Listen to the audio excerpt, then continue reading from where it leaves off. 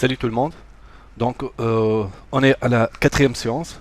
Donc, notre objectif aujourd'hui, c'est la récupération à partir des text fields, donc les champs saisis par l'utilisateur. Il va introduire le make, model, quantity et description. Donc, lorsqu'il va appuyer sur Add, on va récupérer les informations et afficher dans une boîte de dialogue, widget de dialogue. Donc ça, c'est toujours avec le même lien Git, mais il faut changer la branche pour la séance numéro 3. Donc ici, vous faites Git et par la suite repository branch et vous travaillez sur la séance, la branche séance 3. Donc par la suite, vous cliquez seulement sur Checkout. Ok. Donc pour commencer, donc on est dans la classe AddCard. Donc ici on va faire le changement nécessaire pour récupérer les informations introduites par l'utilisateur. Donc ici on a un événement. Donc la première étape consiste à changer notre widget de stateless widget à stateful widget. Donc on va convertir à stateful widget. C'est bon. Donc maintenant je dois ajouter nos variables de type model, mark, description et quantity. Donc je vais déclarer model, point virgule, CTRL D, je vais faire, ok, rapidement, donc model, on a mark, on a description, et quantité c'est un objet de type int, donc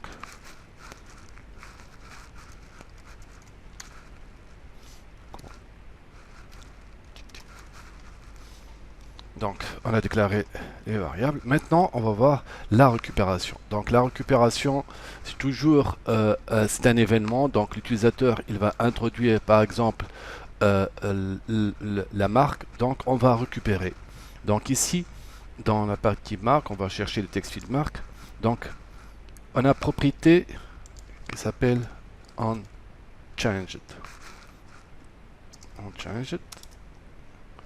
Donc ici on a la valeur qui va être récupérée à un événement de changement dans le text field make. Donc lorsqu'il y a un événement, donc je vais récupérer marque est égal à value.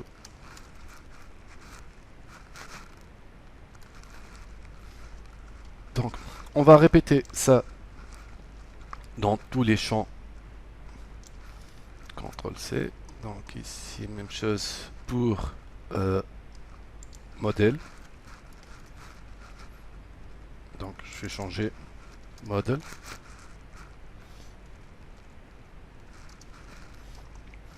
Même chose pour la quantity. Mais ici vous remarquez que quantité c'est en fait un objet du type int. Donc ce que je vais faire ici quantity, j'aurai un problème parce que c'est en fait value c'est toujours un objet de type string, mais je peux faire un int.parse et je passe en paramètre value. Donc ici j'ai converti la valeur qui sera en string à un objet de type entier. Maintenant la dernière c'est en fait la description.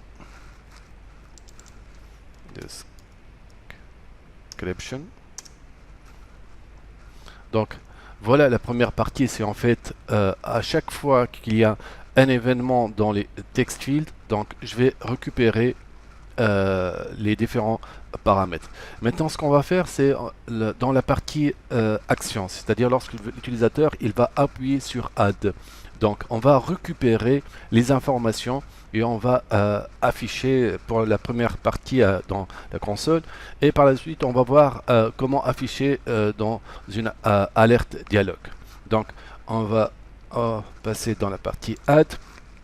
Donc add, on a propriété onPressed.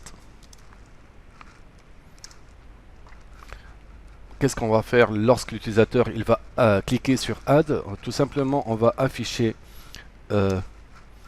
les informations. Pour ça, on va marque. On va mettre ici. Concaténer marque. Donc, même chose. Model. Concaténer model. Et nous avons quantity. Quantity.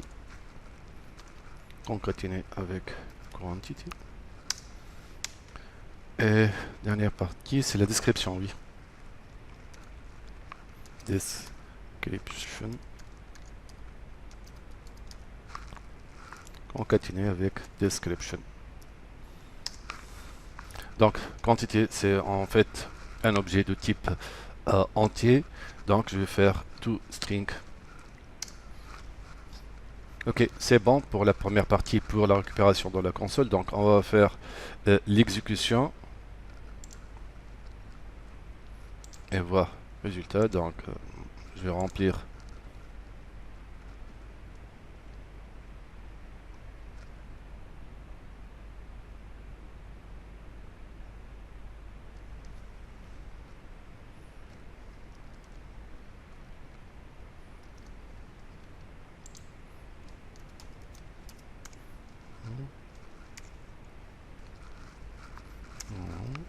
Quantité.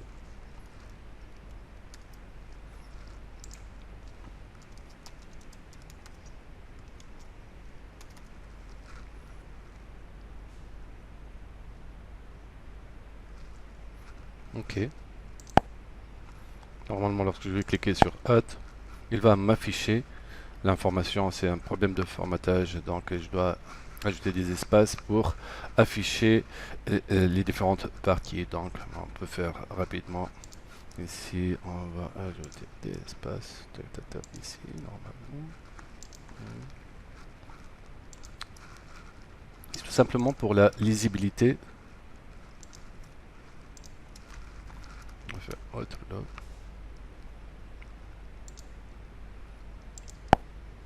Voilà, on a pu récupérer maintenant les informations saisies par l'utilisateur dans notre console. L'objectif maintenant, c'est l'afficher dans une alerte. Donc, pour l'alerte, on va voir show normalement, show dialogue, show D majuscule normalement, show dialogue. Ok. N'oublie pas de mettre point show dialogue. Contexte. Donc, il y a plusieurs propriétés que je dois saisir. Donc, première propriété, je vais faire pour le contexte. Je vais faire ici. Ça peut être. Je sais pas voir. Donc, j'ai contexte qui va prendre contexte.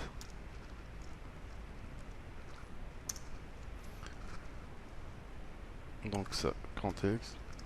Maintenant, il y a l'autre propriété builder. Contexte aussi. Donc, ici, je dois retourner un objet du type alert dialogue. Return.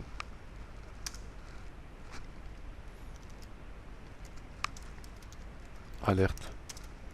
Dialogue. Donc, je dois avoir des propriétés d'alerte dialogue. Donc, propriété title. Widget de type, widget de type texte.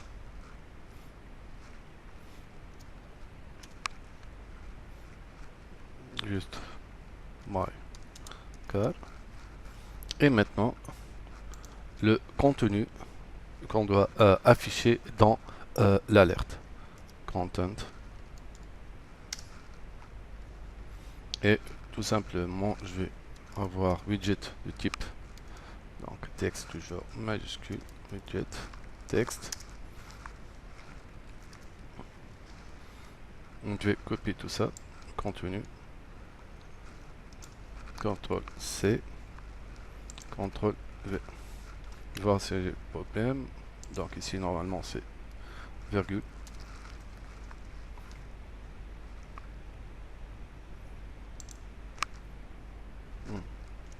Pas virgule. Ok. Donc c'est bon, c'est pour le retour alerte dialogue. Ok, c'est bon. On peut faire entre test. Je vais faire un reload.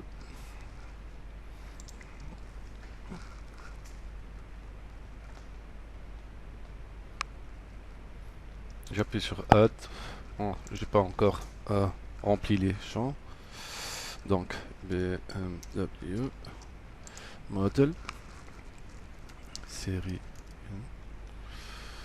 quantity 30 description best 4.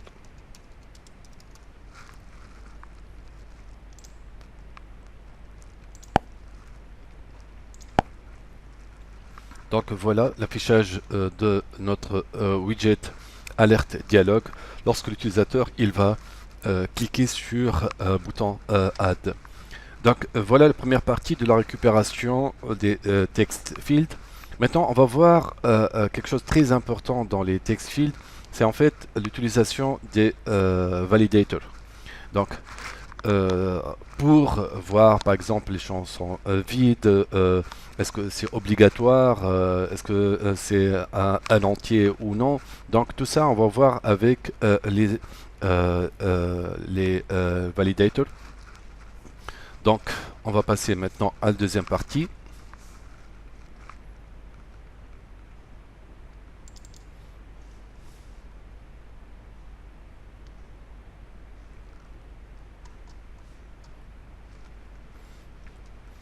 Bon. Pour travailler avec les validators, on ne peut pas travailler avec les text fields. Donc, il n'y a pas une propriété validator dans le text field. Donc, pour cela, il faut utiliser les text form fields. Mais pour utiliser les text form fields, il faut mettre dans widget du type form. Donc, ici, juste, je vais propriété. Wrap with widget. Donc ici je vais changer widget principal form.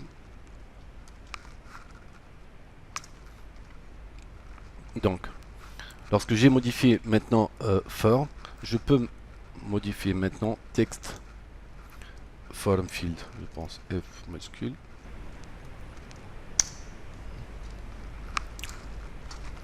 Validator. Maintenant je vais être dans l'écriture text form field. Donc le validator ici, c'est en fait je vais appliquer les constraintes. Donc je vais mettre,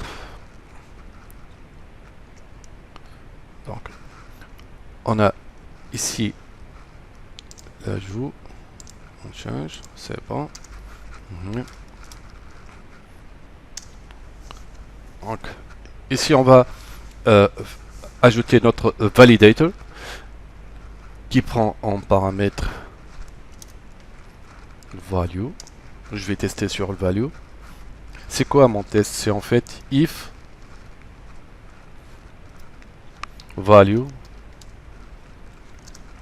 is empty. Donc je vais tester si le champ est vide. Donc qu'est-ce que je vais faire?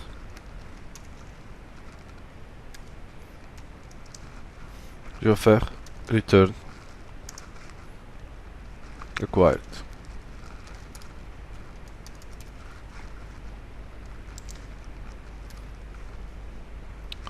Dans le cas contraire, si tout va bien, donc tout simplement je vais faire return.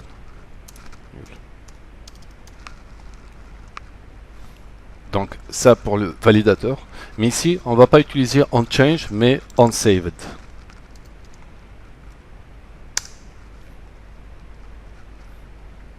Donc la même chose, on va le faire pour tous les text form fields. Donc on va faire le même changement pour les différents text form fields. Je vais copier tout ça pour save. Mais je dois changer à chaque fois propriété text form field. Donc ici,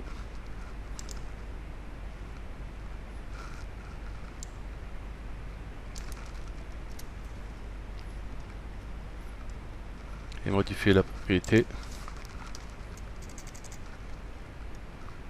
text form field.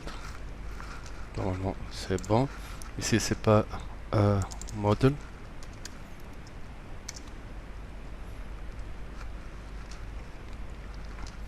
Même chose je vais faire pour quantity.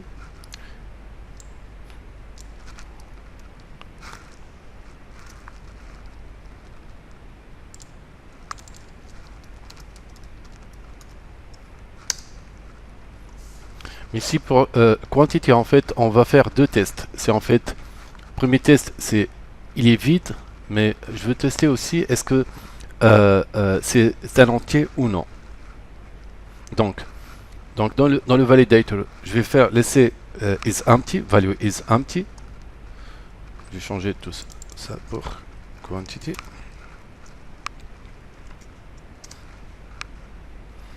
Value is empty. Et je vais ajouter une autre condition pour tester est-ce que if int.try parse, qui on prend paramètre value, on va tester c'est égal à nul. Donc dans ce cas là je dois mentionner pour l'utilisateur return, donc return must be a number.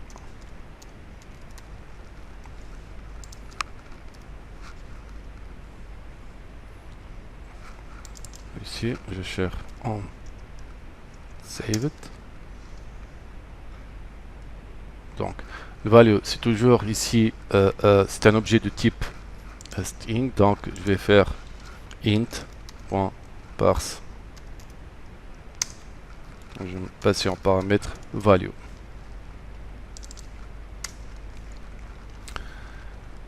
Ça reste la dernière, c'est en fait CTRL V pour on save it.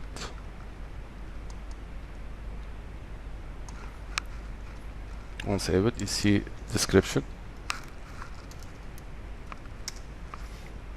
Et pour le validateur, c'est toujours avec même condition. Ici, c'est en fait avec le je change text form field. Bon, ça au niveau de la partie validator.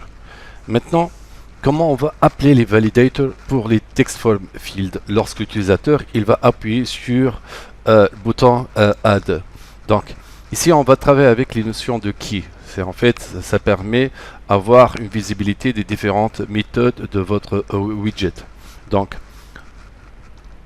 on va déclarer maintenant la partie key, c'est en fait c'est un objet de type global key.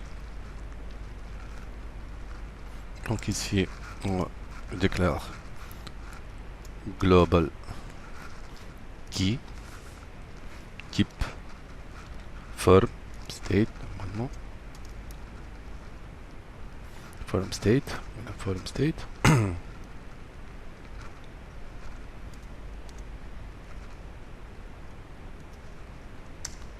Ok, je vais nommer my key est égal à new global key. Donc voilà la déclaration de notre key. Maintenant je dois déclarer notre key dans notre form key et je vais nommer my key. Donc on a déclaré l'objet du type global key, on a donné un nom et par la suite j'ai mentionné dans la propriété de notre form que voilà notre key. Donc maintenant comment on va faire l'appel de notre key dans l'événement lorsque l'utilisateur il va appuyer sur le bouton Add. Donc, tout simplement dans la partie button, oui, button, add, require. Ok. Donc, ici, on va ajouter if condition my key point current state point validate. Donc, qu'est-ce qu'il va faire lorsque il va appeler les validators? Donc, en fait, ici, il va appeler tous les validators des text fields pour voir est-ce que les différents champs sont bien saisis ou non. Donc, si les validators c'est bon, je peux maintenant faire le sauvegarde by key.current state.save.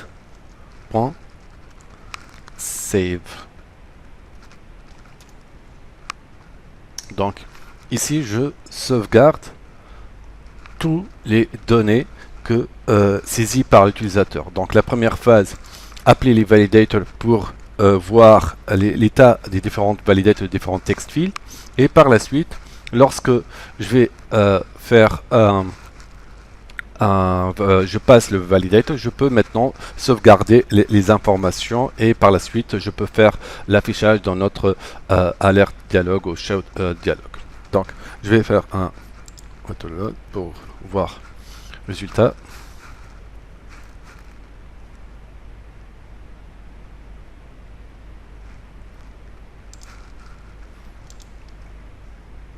Ok. Bien. Model.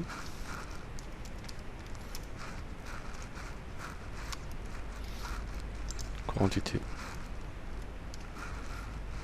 Description. Best. On va laisser par exemple description vide. Lorsque je vais appuyer sur Add, il m'informe ici qu'il y a un champ qui est required, c'est-à-dire qu'il ne peut pas être un champ vide. Donc, même chose qu'on peut vérifier ici au niveau de quantity. Je vais laisser champ vide pour voir la réponse. Donc, il est required.